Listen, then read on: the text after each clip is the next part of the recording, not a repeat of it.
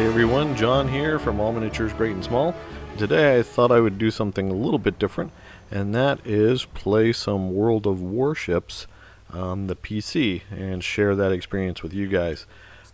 Yes, this is a miniatures wargaming based channel, but miniature wargaming is not all I do.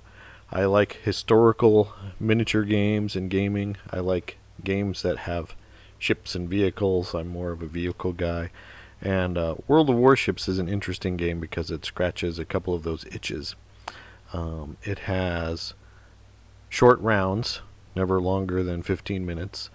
So it's really easy to take a break from painting if I need to and play around, or before dinner or after dinner, without investing in hours and hours of game time. So it's kind of fun.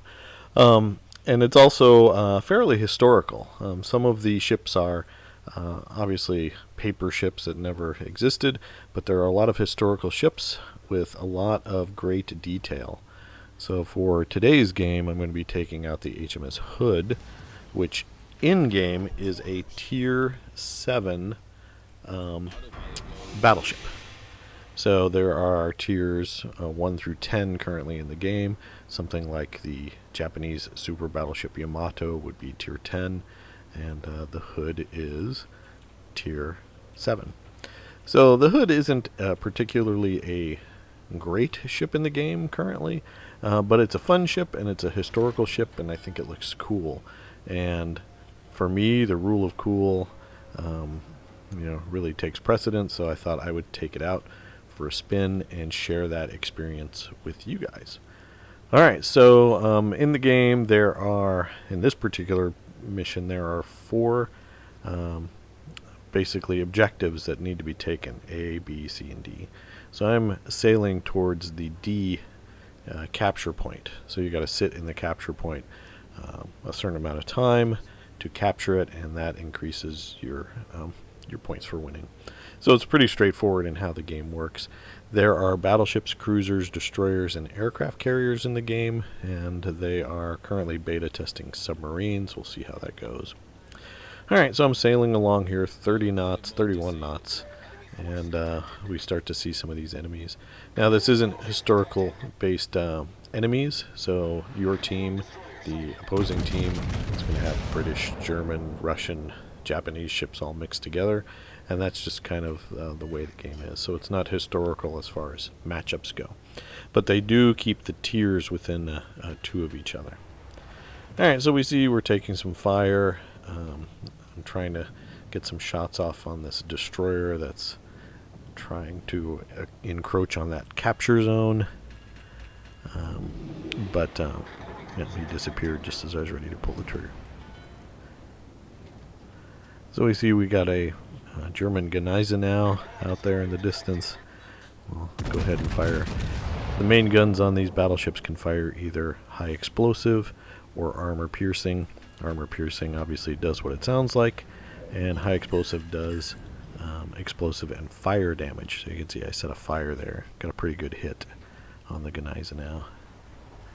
I slowed up a little bit and turned and was able to dodge that salvo from the French Lion over there. A very cool French battleship. I do like the French battleships in game. I play those probably my second most popular line of ships after the American battleships. But there we go. I'm kind of dancing here at long range because in this particular battle, although I'm not top tier, I am either bottom or mid tier. So we're seeing some tier 8s out there against us, which can be a little scary. So we see that that lion, the Lion, firing at us. We're just keeping moving, kind of dancing as much as a giant battleship can do. The Hood is notorious because it is just so long. It's harder for it to dodge torpedoes and things like that. So we're staying at long range. That gives us some maneuver room to deal with anything that might come after us. So we can see that Leon's still firing AP shells at us. They do about 5,000 damage to us. We're still in good shape though. And there are some airplanes from the enemy carrier, and we dealt with those guys as well. One thing to look for when you're firing is if their armor is more powerful than your gun, you probably want to fire something like high explosive shells. So even though your armor doesn't penetrate the ship, you can still cause, superstructure damage and fires, which can deplete their health. So you can see, there we go, one of our hits caused a fire.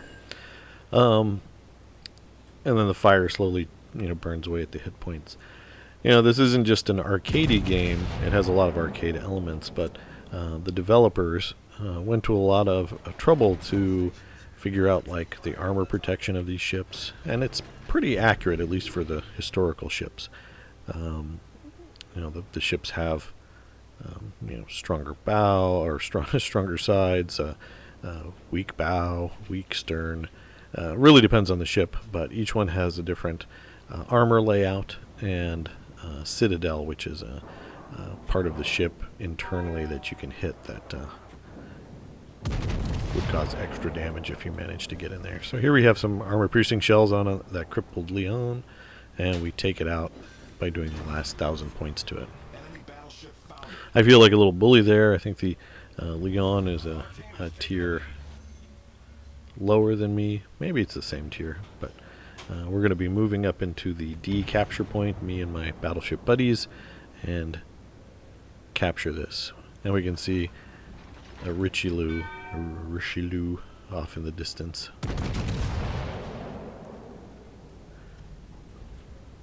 So I'm just looking around, getting kind of the lay of the map, where those guys are. The mini-map tells me where people were last sighted, as well as where current victims are. So there we're getting off some... Or no, sorry, that's my teammate. We're waiting for our guns to reload. And of course he turns when my guns are ready. Hitting a turning target's a lot harder. Ideally, you get a broadside against the flat side of the ship. That's the best way to get penetration. This guy's coming back around, so we'll put out some shots against that hipper. See what we can get. We'll turn to bring our rear guns to bear. Oh, but someone else got them.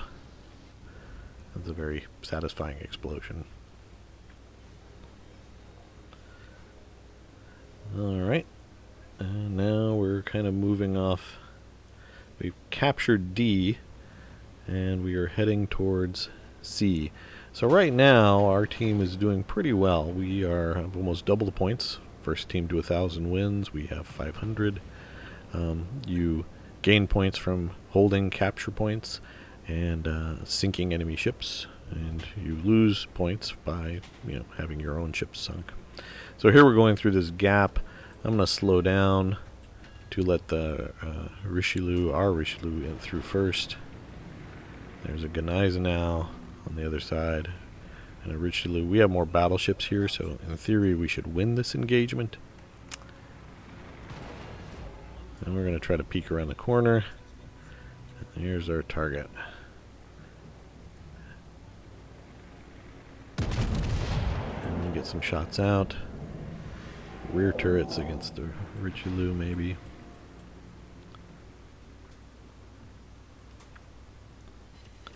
So far enough away, you'll notice the rounds kind of plunge. So instead of hitting the side armor, they might go after the top of the deck armor of a ship.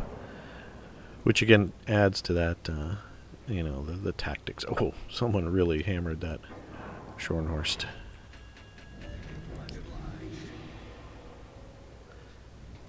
So we're through. Alright, so this gap looks safe. I'm going to go ahead and speed through.